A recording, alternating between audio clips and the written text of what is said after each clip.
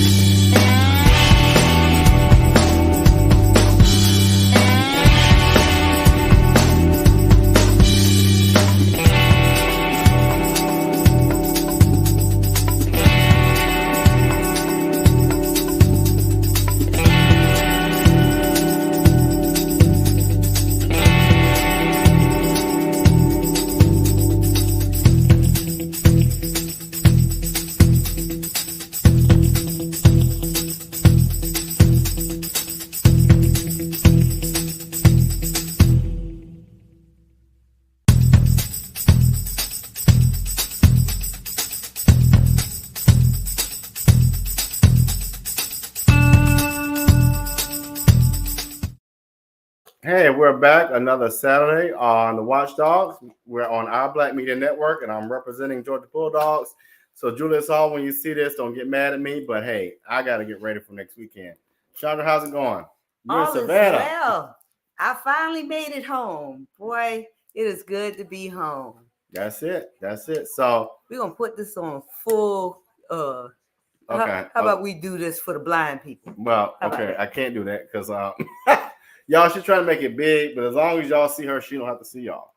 So today, you all, we're going to talk about housing and the homeless pandemic. We know about the COVID pandemic that has plagued America and the world, but what we don't talk enough about is the things that are impacting the Black community, and disproportionately, we know that homelessness impacts our community. One, because 400 years ago, slavery created such a problem that we still have not overcome. And then two, as we fast forward, we know that there's not equitable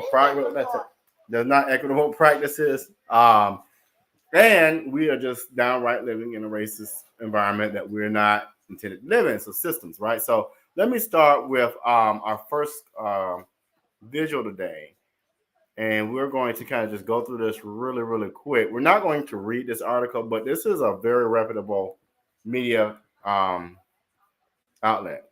And let's get it right here. So we know that Kamala Harris, and I don't know if Donald Trump talked about affordable housing. We're really? Yeah. Really? Yeah. We're going to get there. We're going to get there. Oh, okay. But we see, now mind you all, let me get to this. I'm going to kill you, Cash. That's my little cousin, y'all. I'm not going to really kill him for the pale people out there that get overly excited. That's a term of endearment we use in our community. Just had to say that. But anyway, we know in 2023 that there was a 12% increase in homelessness. right? Which was the highest reported level, and it continues to grow as rents grow. We see inflation, we see a number of things, right? At the time of 2023, about 6,553,000 people were homeless. So this is a lot. And so, Chandra, I just want to get your take on that. We are in a pandemic still. Yeah. Well, yes, because when you think about it, since 2020, I mean, well, since even before 2020, disproportionately, you know, we have suffered from being behind. Mm-hmm. You know, we're behind as far as earning potential. We're behind in everything. So that means that when things happen in America, like the housing bust, and when we have not enough units of affordable housing right here in Savannah, even even if you make over $50,000, you still can't afford to live in Savannah, right? Which is as a small metropolitan area, exactly, compared to Dallas and Atlanta, Houston, right? And that is disgusting, and it has everything to do with policies, and it has everything to do with your local policymakers. Yeah, because if they would, just like in New York City, put rental caps, you wouldn't have investors coming in, because a lot of these people that own these rental properties that our parents used to own, of the houses where our parents used to own in Nottingham, in mid Savannah, right. in West Savannah, all of these houses that used to be very affordable for regular working people are no longer affordable. And they're pushing them out and out and out. But where are they pushing them to? Right. Because as Savannah gets higher in their pricing, then you have Hinesville, right. They're getting high. Well, Effingham is getting higher. Bryan County, you can't even, child, please, don't even go over there. But like you said, people are getting pushed to the suburbs, and the suburbs are not friendly, and not friendly in so many ways to our communities. And so, it's sad to see that people that don't look like us get to take over our neighborhoods. Like you said, in particular, our Black neighborhoods, which is quite interesting. But let's go to a message really quick. We'll come back. We'll talk more about that. But what I want to really zero in on today is, you talked about affordable housing. So we want to talk about the homelessness rate. We know that it's continuing to grow because of a number of things. And I'm so sick of people using COVID, but we just have people who have stupid, downright terrible policies that just trickle down. So after we come from the break, we'll kind of talk about that part.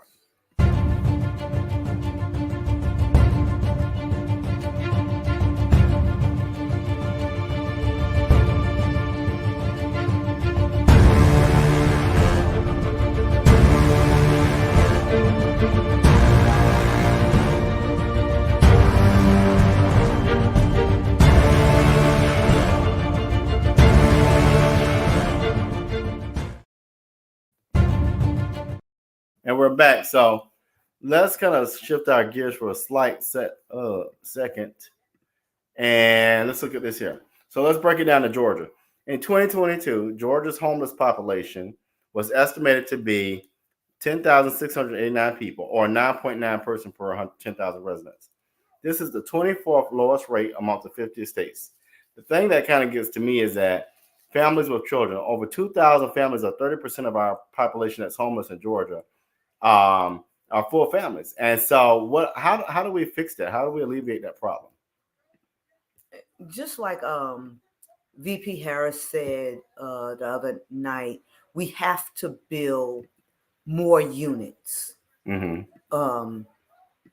And it needs to be specific to affordable units. Mm-hmm.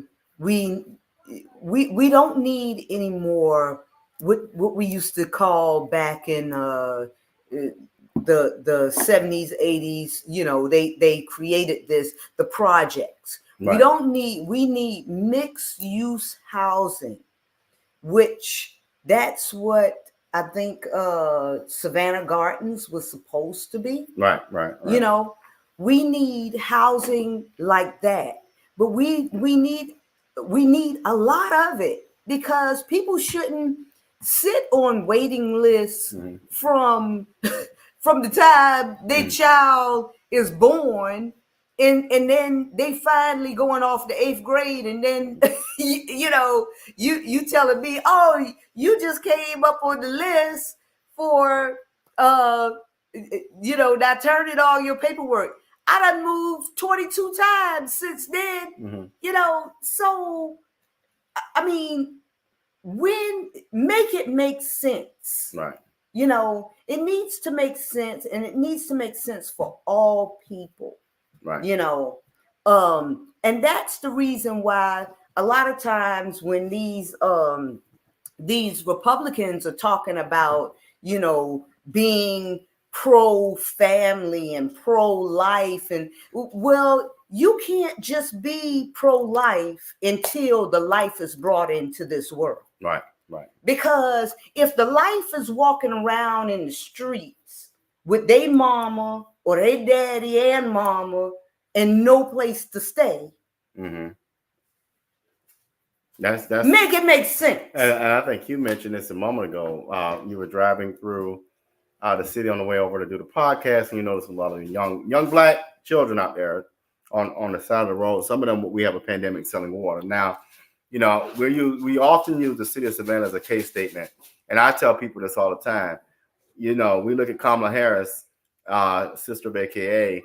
Hey, Savannah could have had an AKA mayor, but y'all fumbled that one. So now what we have is a pandemic. That's a real joke, and I hope my frat brother heard it. But anyway, frat member, excuse me. But we still have a pandemic where now children are suffering. They're out on the road selling water because they got to find a way to make ends meet. And all of this, Reagan talked about trickle down. And this is how it trickles down, folks. Trickle down theory was, hey, I'll give my billionaire friends more money, and then somehow it'll trickle down to the working poor. And that's just not the truth. So that's not the truth. It is definitely not the truth. So what happens if children suffer, families suffer, you have things like this, and then what happens if one of those young people get hit by a car? But this is something Keisha Gibson Carter talked about last year. But again, what I've noticed in a lot of our Black cities is it doesn't bother my household. It doesn't impact me. So guess what? I'm not going to worry about it. But let me play this clip really quick. It talks about buying a home, and we're going to shift into this whole idea of affordable housing.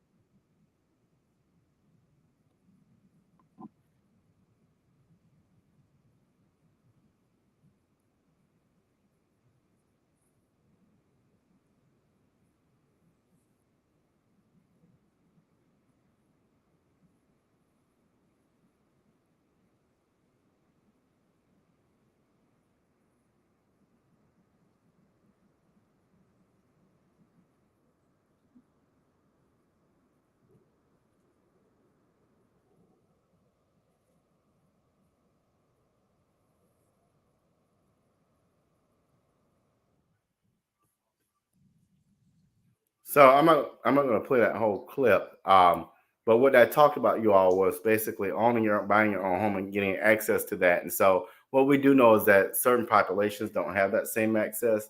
So let me play this clip really quick, and I played the wrong one. which was so funny to me. Y'all didn't see that, but you heard that visual. But let me play the reality of some Americans, especially Black folks in America. When I signed up for Section 8 and low income housing, I did not feel that I would be on that list for 12 years. Finding long-term housing within her budget has been an uphill battle for Tanya Frazier, a disabled woman who had to take care of 3 children.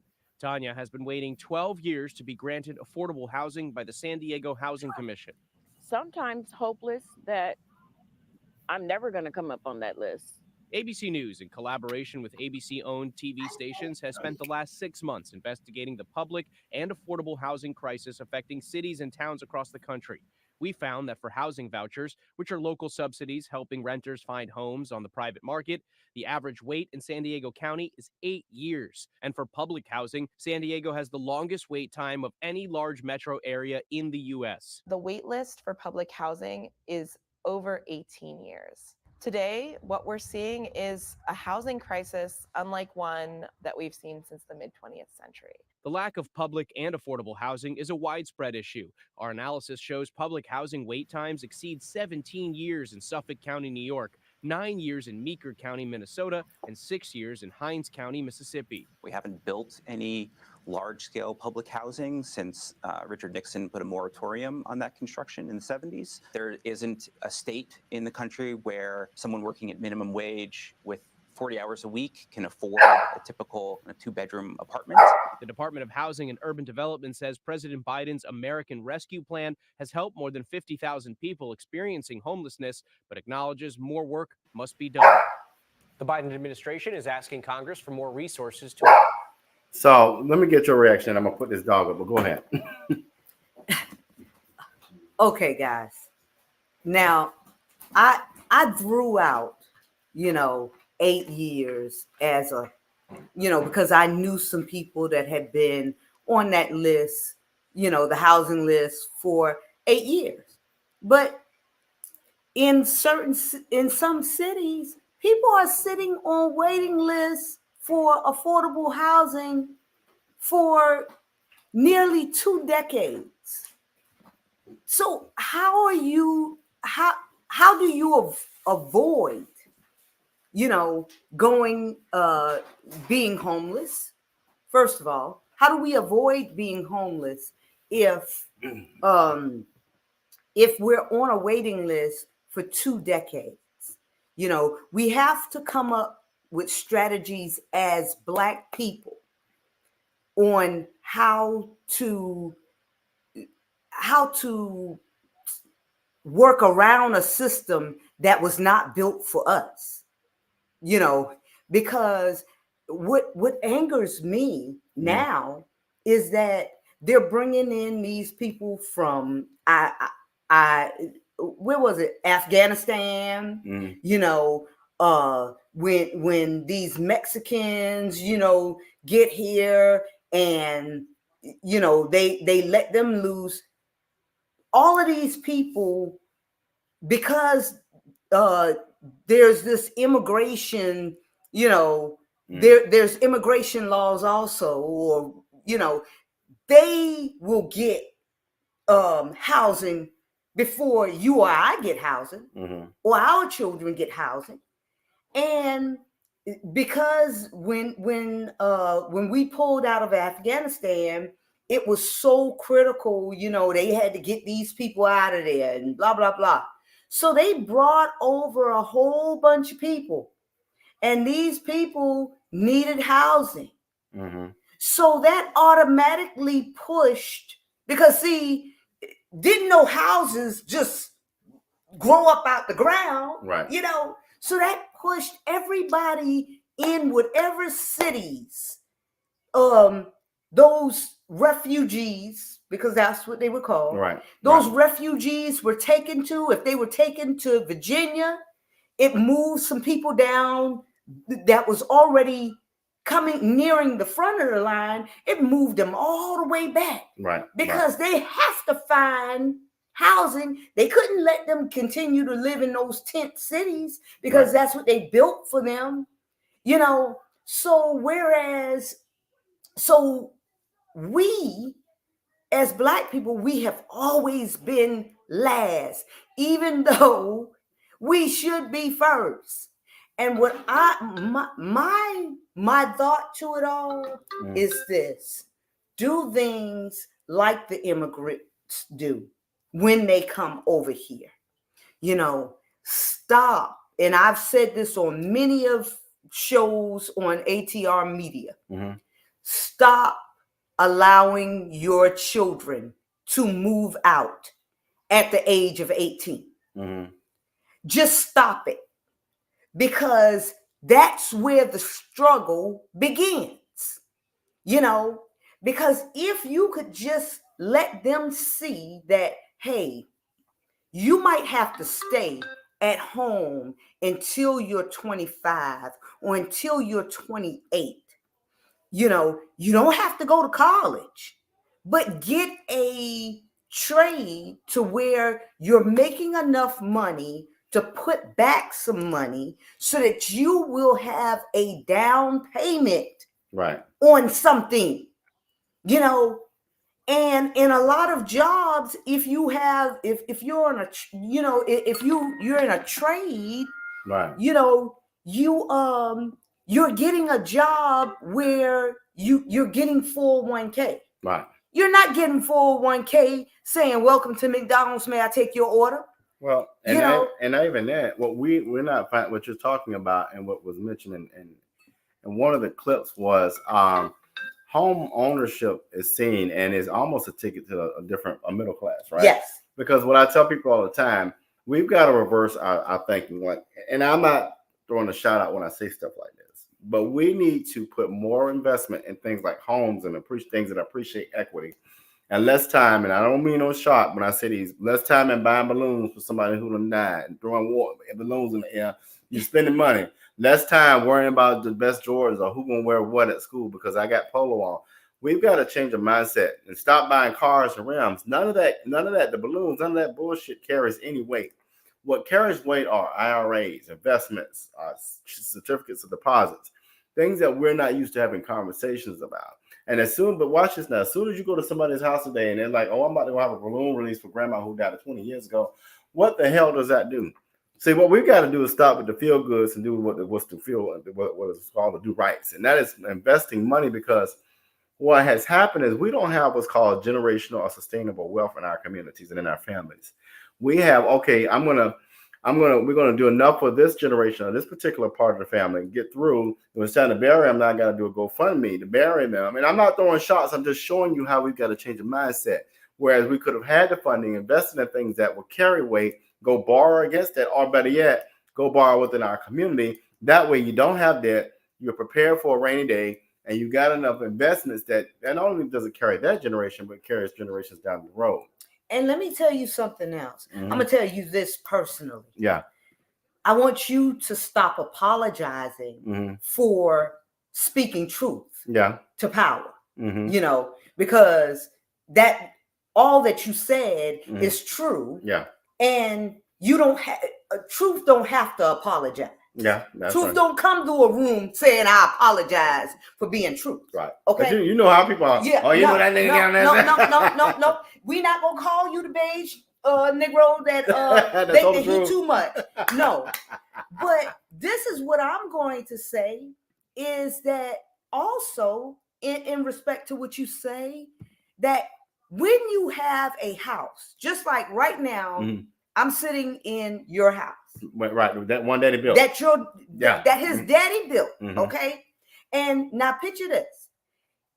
His dad has passed away. He could have allowed his mom to go into a care facility, and you could have sold his house. This is a nice house. They calling all. I've been hearing that people are getting 4 and 5 phone calls a day about selling their houses in Liberty City. Yeah. Okay. So, but you would be stupid to sell your investment because you only really need one of these rooms. Well, you need 2 of these rooms because you got your mom. Right. But there's 3 rooms in here, right? 4. Yeah.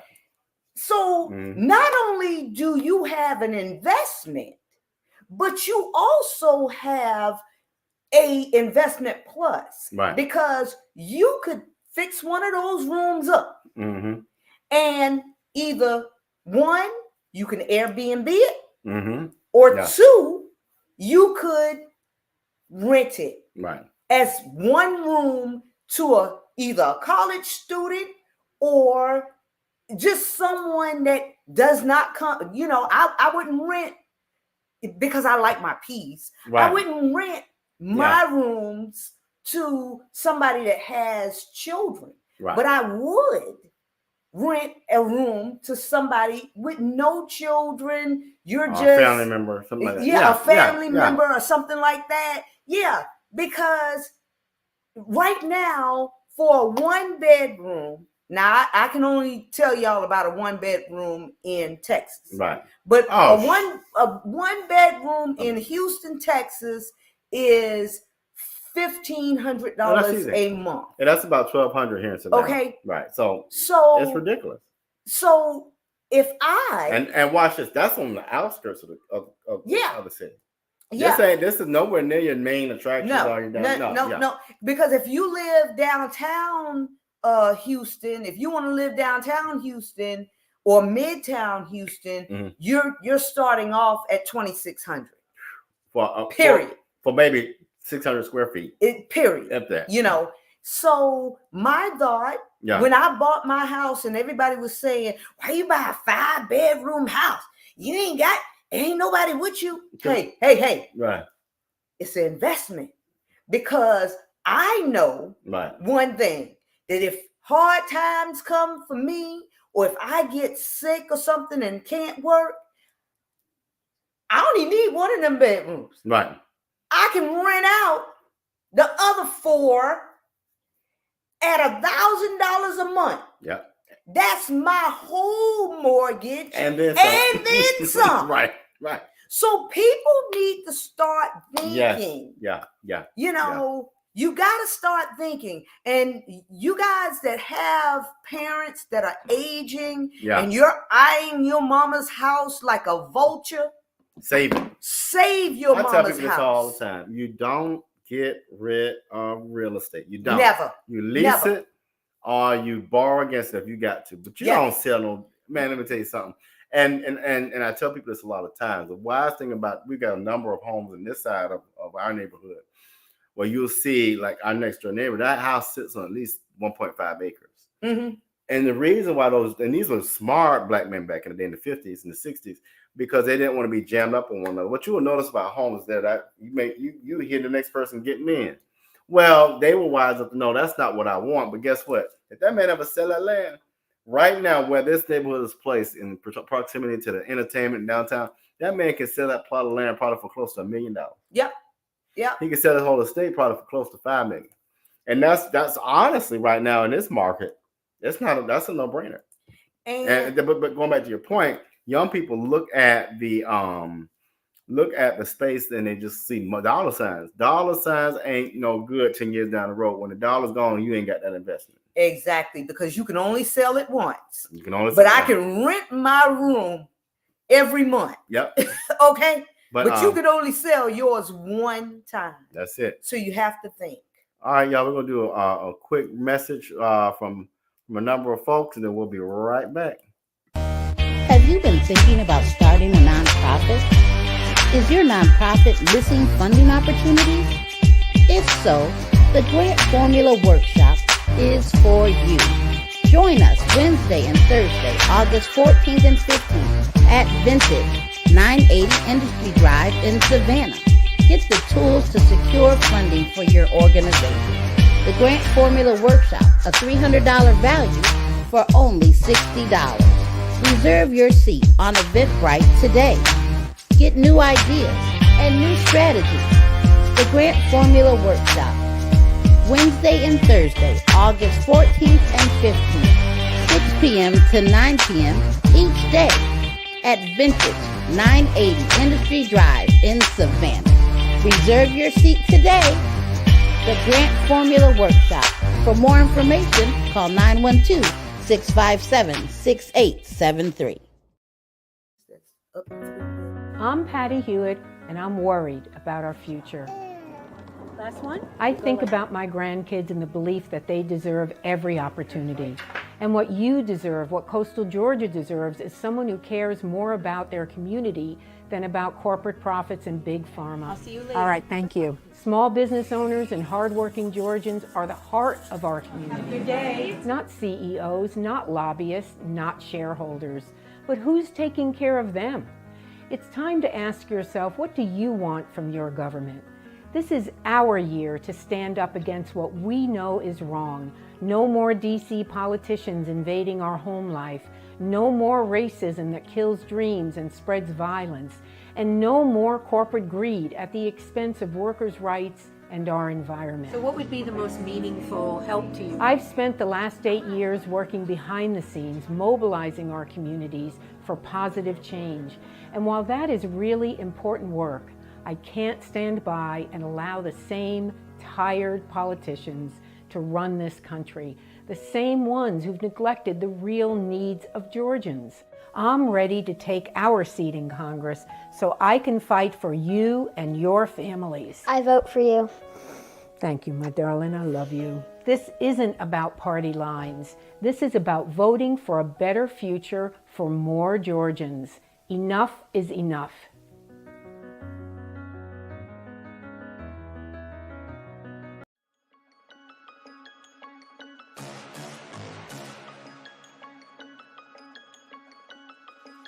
Hello, I'm Richard Coleman, and I'm running for the office of Sheriff of Chatham County. And when I'm elected, I promise to inspect what I expect. Chatham County, it's time for a change, and that change is me, Richard Coleman.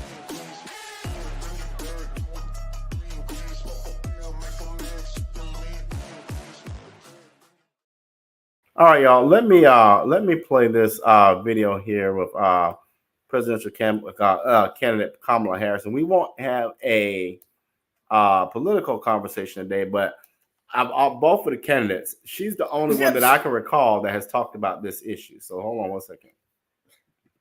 To address as a bold and comprehensive plan to address the affordable housing crisis facing millions of Americans. Her vision includes a range of strategies designed to make housing more accessible and affordable for all. One of the key components of her plan is a $100 billion investment in housing assistance for low-income and middle-class families. This funding would be used to provide down payment and closing cost assistance, making it easier for people to buy homes. Additionally, Harris aims to increase the supply of affordable housing by incentivizing the construction of high-density residential buildings near public transit.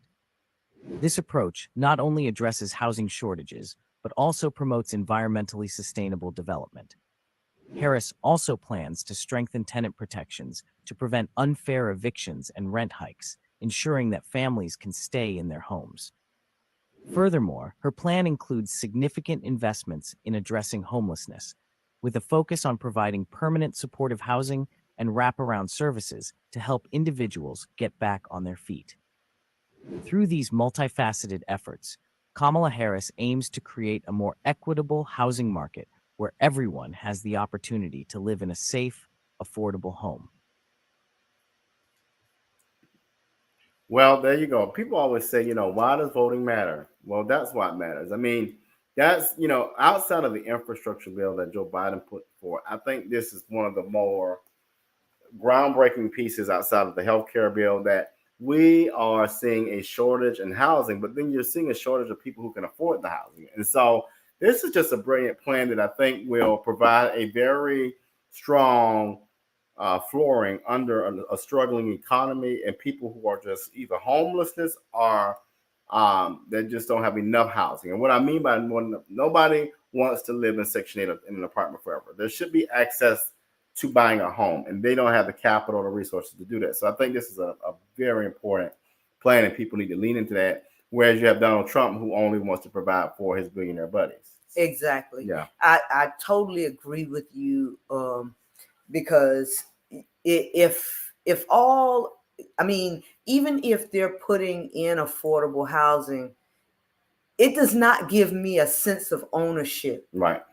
When I'm just sticking my key in somebody else's door. Mm-hmm. But I take great pride Mm-hmm. from my curb to my neighbors to my neighbor on the other side. Right. I take great pride in my home because it's mine. Right. It's mine. Right. I mean, and it's nothing like, I don't care whether it's your 1-bedroom flat or it's your 5-bedroom mansion, your forever home or whatever, however they say it. It's something when you can come in and know, can't nobody put me out unless I don't pay the mortgage. Right. And guess what? The mortgage even changes, because we're so used to having to pay everything by the third. Well, when you have your own home, they give you flexibility. Mm-hmm. They want to see you keep your home. Right. They will do everything in their They don't want that. The bank don't want your house back. Right. So if you call them, because you're not late until usually about the 16th anyway. And if you call them on the 16th and say, hey, I can only pay half. Right. Hey, half it is. Right. Fine. We'll put, if you say, hey, can you put this month's mortgage on the back end? Fine. You have some flexibility that you don't have when you are renting from somebody else. Mm-hmm. And it really feels good for nobody to be able to tell me what color paint I can put on the walls, right, or anything. allowed you be in, or yeah. You're respectful, but I had an apartment where I paid for the whole apartment, including the balcony.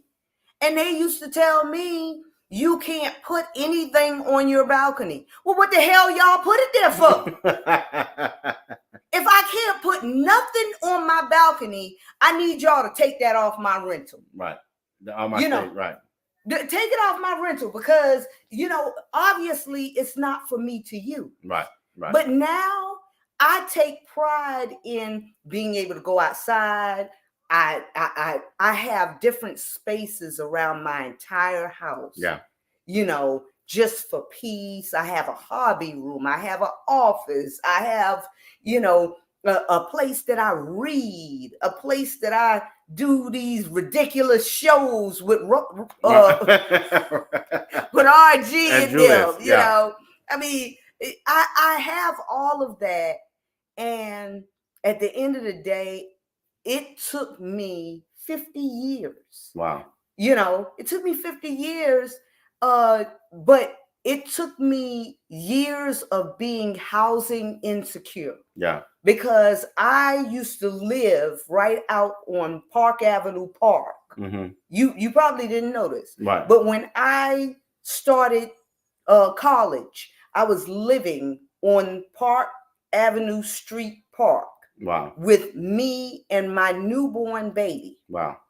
And it was just a drive in me that said, I don't ever want to be homeless again. I spent 2 years homeless. Wow. From my freshman year to I think I was a sophomore, because I was one of those ones that was on the housing list.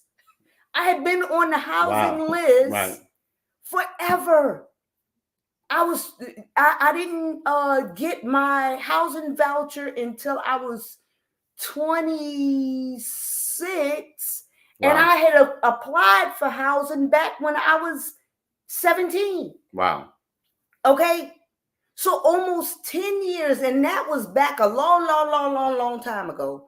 But even back then, it was a long wait. Wow. To get any relief.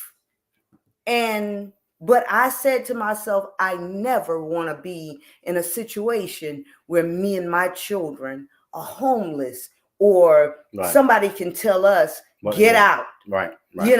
Get out. And it wasn't until I moved to Houston that I, lived in an apartment and stuff like that for the first time in over 20 some years, Wow. But it was a great experience because it motivated me Right. to save money, stop buying shoes, Yeah. stop going to Hobby Lobby, stop going to Joann's, stop doing a lot of things that was nonsense and put in, invest into my 401k and everything. And when it was time for me to buy my house, I went right to my 401k, and called my 401k like I was calling Shirley. Barbara, this Shirley. Barbara. Go ahead and sign it over. Right. But but you know what you're talking about is a real live experience. What disturbs me a lot of times with voters, I'm going to say voters in our communities is, for the life of me, I don't understand why we don't see the value in Kamala, but we will find a way to pick her apart. But at the end of the day, this is important. And you talked about being homeless and with children and all that.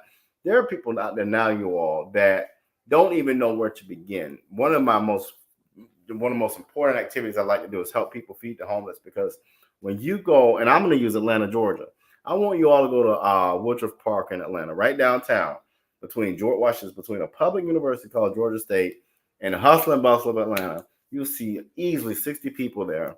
For whatever reason, we don't know, but they are homeless with no food and no clothing. And we'll look down on them and all of that. And it's sad how we have become a nation of people who just have become tone deaf to folks who have less than us. And so to hear a real life experience, people don't have to live that.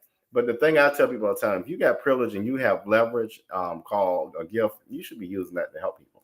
Exactly. Yeah. And that's the reason why I was so turned off, a few years ago when they started pushing the homeless people because nobody wants to fix it, but nobody wants to see it.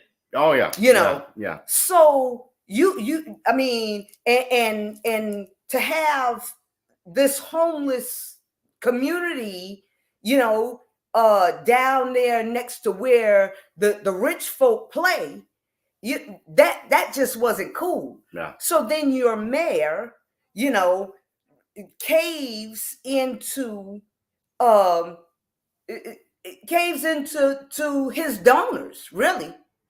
That's all that was. He just caved into the donors instead of saying, hey, if you want to move them, I'm gonna need $2 million from your company, a commitment for $2 million from your company. Yeah. $2 million from yours, $2 million from yours. Yeah. So that we can build some houses, so some transitional housing or whatever type of housing for these homeless people. Because if all we're doing is shifting them from one side of Savannah to another side of Savannah that doesn't even have reliable transportation for them, all we're doing is increasing their hurt. Well, it's so sad. We have governments across this nation that Democrats and Republicans alike that are just plain idiots. When you raise rents and when you raise the price of living in a community, the crime is going to go up. Poverty and crime do just like this together. Yep. Like this together. Because people want to eat, people want to live secure. And so then what you do is you'll displace the homelessness when I think honestly we have solutions.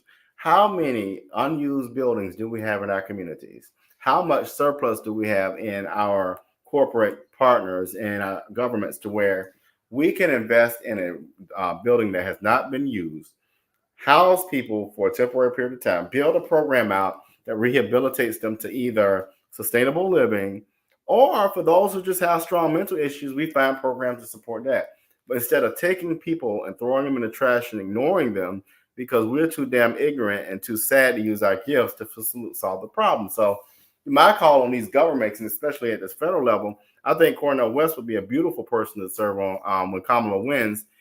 Because when Kamala wins, call on my good brother Cornel West to lead the HUD. He has a brilliant plan. Rehabilitate these unused buildings, this poor program funding in for these programs, because what's going to happen is we spend just as much money on existence of poverty as we do helping people.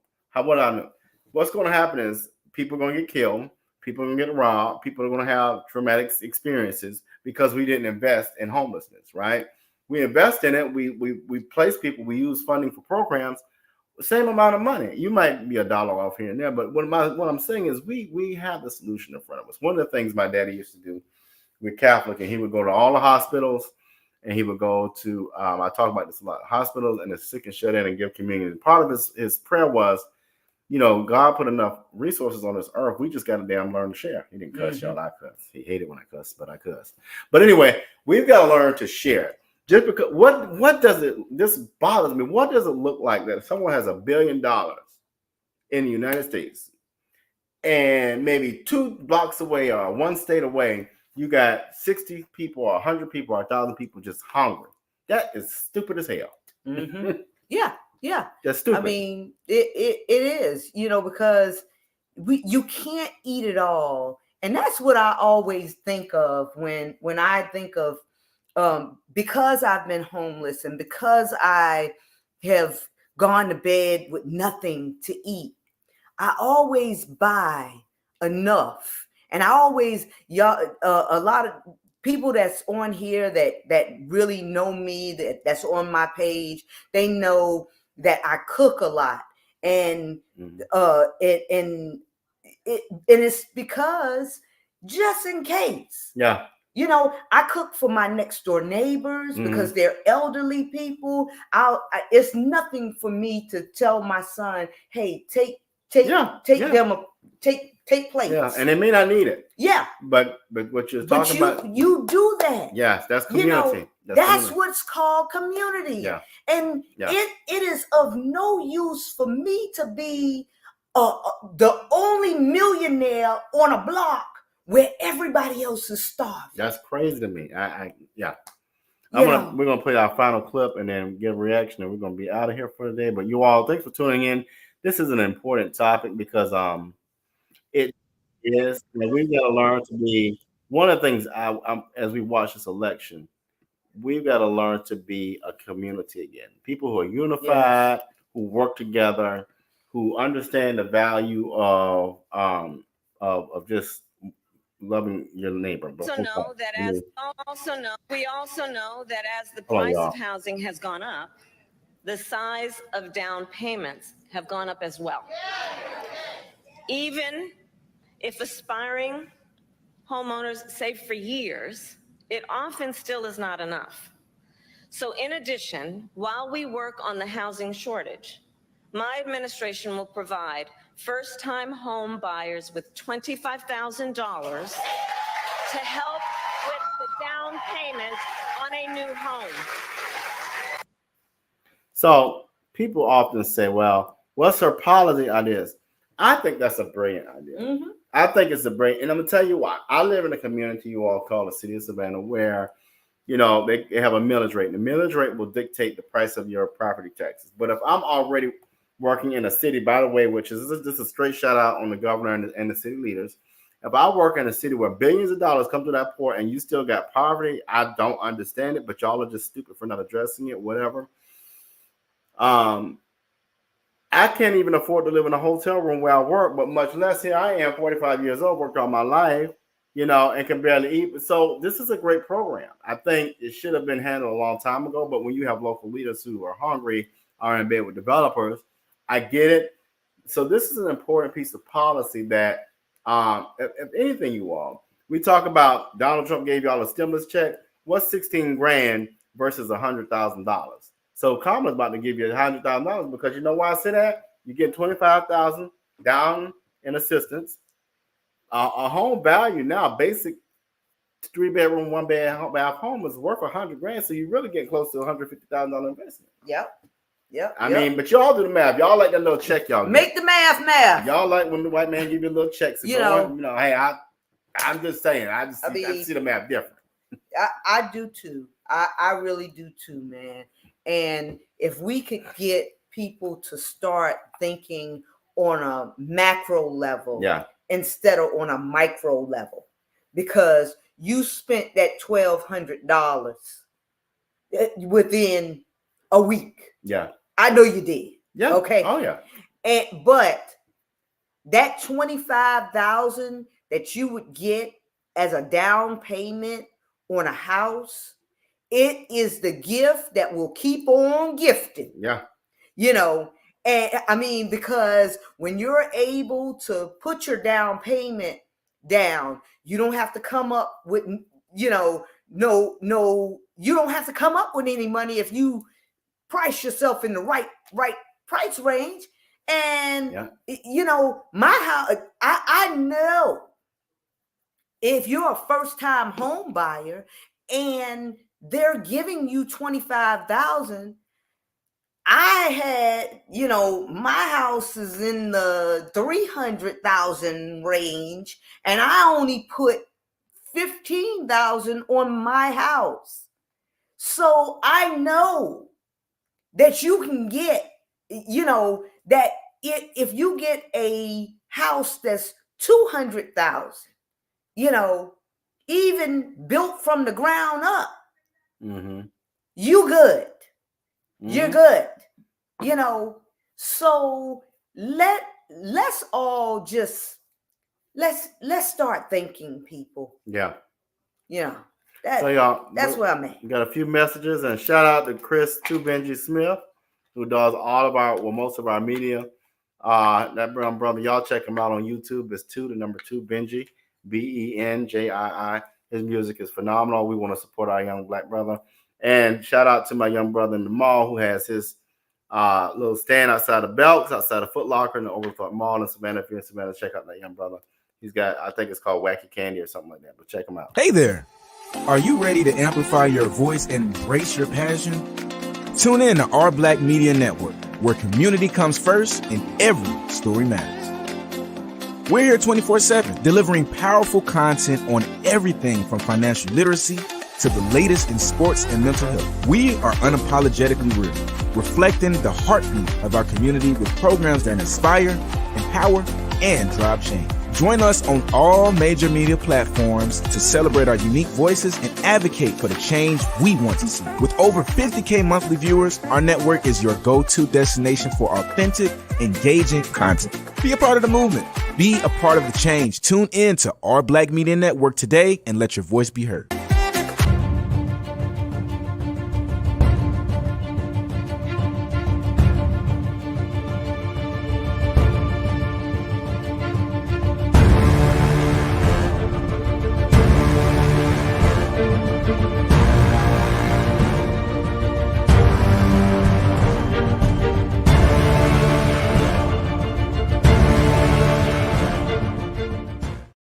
We're back, and she's measuring my head to make her hat, y'all. So we're back. But final thoughts today. I'll let you do the final thoughts, and then we'll be out of here. We'll see y'all next Saturday.